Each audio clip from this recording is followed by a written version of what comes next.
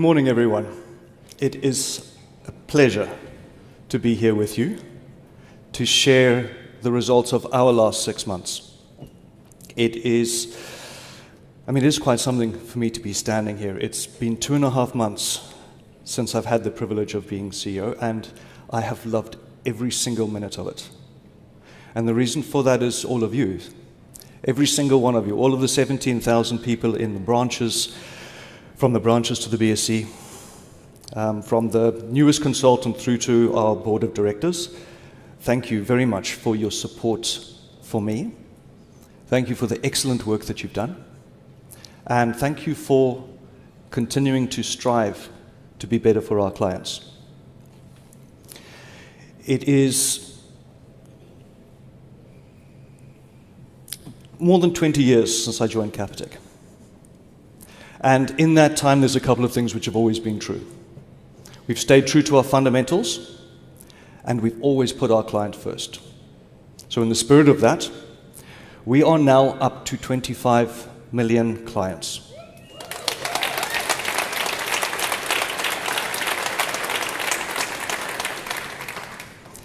It comes from our personal banking, that's 24.4 million.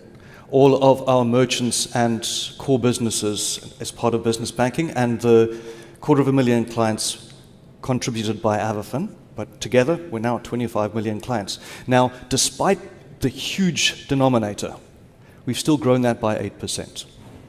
But there are a few exciting segments which have grown even more steeply, and they give me great optimism for the future.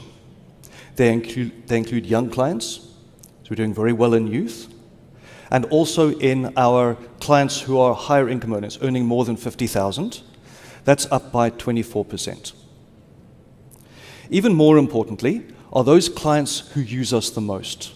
So our app clients who go onto our app every single month, every single day even, who buy our digital products.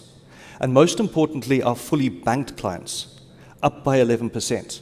Now that's a really important number because that 38% of our clients contributes roughly 3/4 of all of our income. And then there are two areas which I'm particularly excited about. And those are Capitec Connect and our core business offering, our business solutions to help grow South Africa. And if you look at Capitec Connect, that's grown by 76%. Now, I just need to clarify something here. We've changed our definition of an active client from a 6-month active definition to a 3-month active definition, but both of them grew by pretty much the same rate. We did that to simply be more comparable with the rest of the market.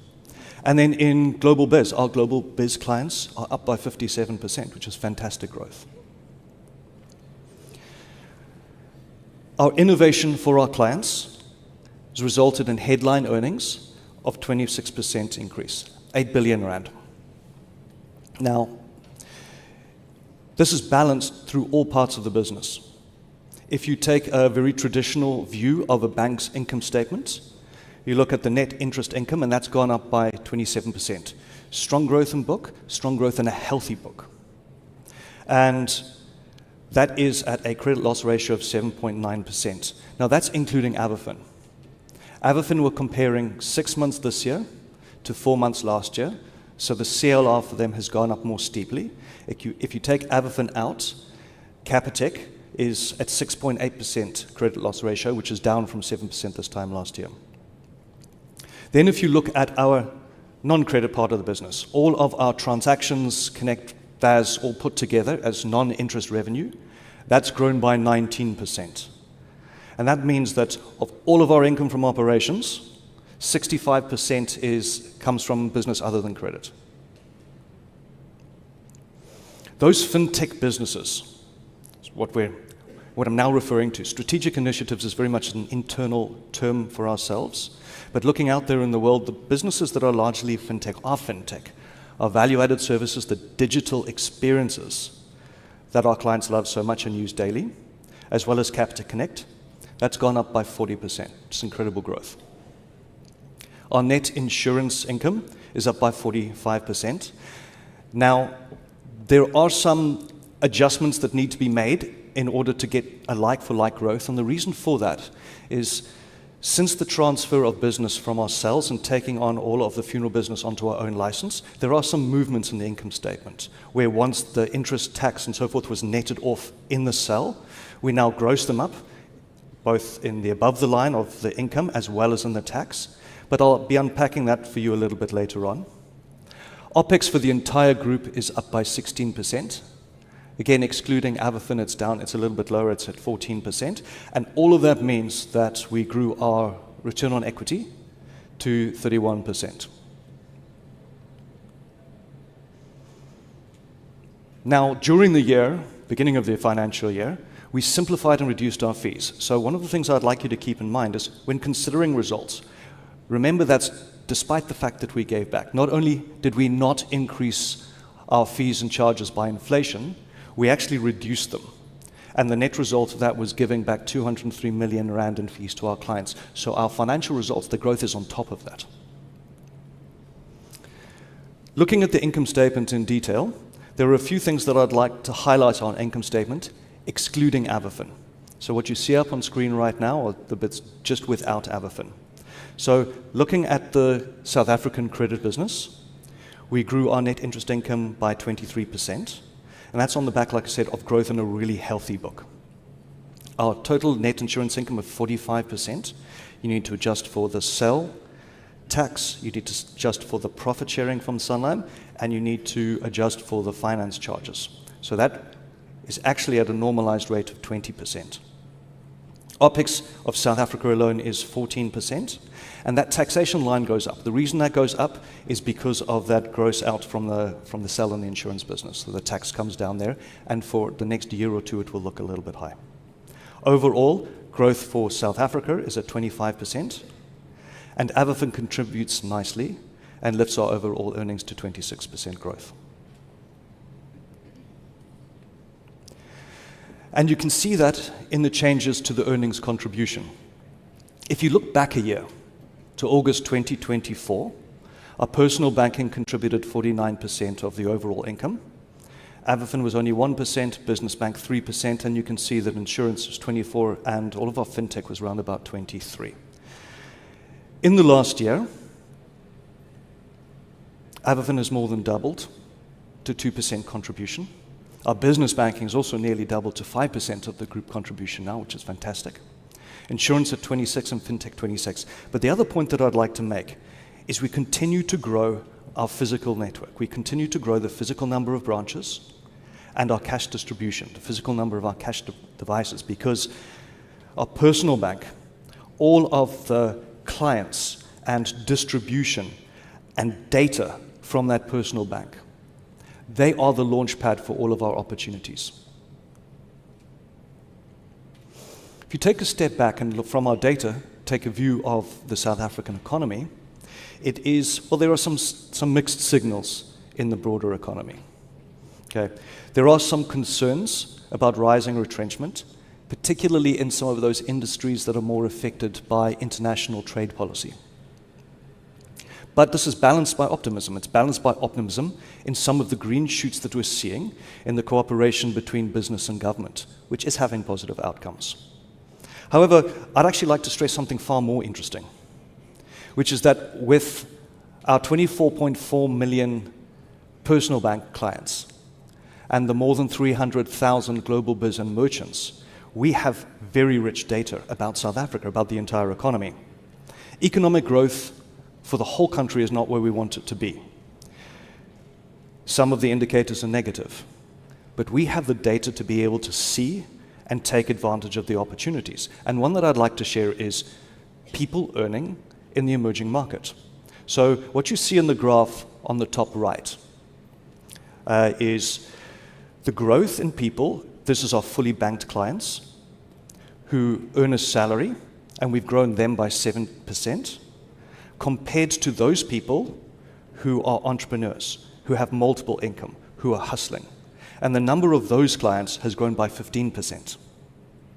Then on top of that, if you take a like-for-like sample, August last year and August this year, that same set of clients, and look at the growth in their income. Salary earners, their income has grown on average by 6%, and that's to be expected. But those same entrepreneurs and hustlers, their income, the inflows into their accounts, has grown by 15%, more than double, almost triple. And that really is good news. Card machine flows alone to those people has gone up by 26%. Moving on to our launchpad, personal banking. There's continued diversification in our income streams. There was a time 15 years ago when we were largely a credit business. Now we are so much more than that. Credit income, though, continues to contribute strongly. That's up 24% in the last year. Net transaction income is up 6%. Now, this is net transaction income if you strip out all of the new innovative types of transactions that we're doing through VAS and Capitec Connect, and they've grown by 40%. Now, that 6% number might seem subdued, but there are a few things that you need to take into account. So the first is we reduced fees. So that's 6% growth, the first adjustment you need to make in order to get a real understanding of what our true growth rate is to add back the fees that we reduced it by. Then we continue to encourage our clients to move from getting their notifications on SMS, which is a fee-bearing transaction, to an in-app message. It's safer, it's faster, it saves them money, it's good. It's good for our client. And they have continued to migrate. And then more and more clients are using the Send Cash functionality because it's slick and useful and cool to do cash transactions for themselves. So you see a reduction in the number of clients using their card and more clients using the digital mechanism for getting their cash withdrawal. When you account for all three of those things, our growth in net transaction income is actually 12%, and the growth in volumes is 20%. And now all of those things are positive for our clients and intended. They're part of our strategy.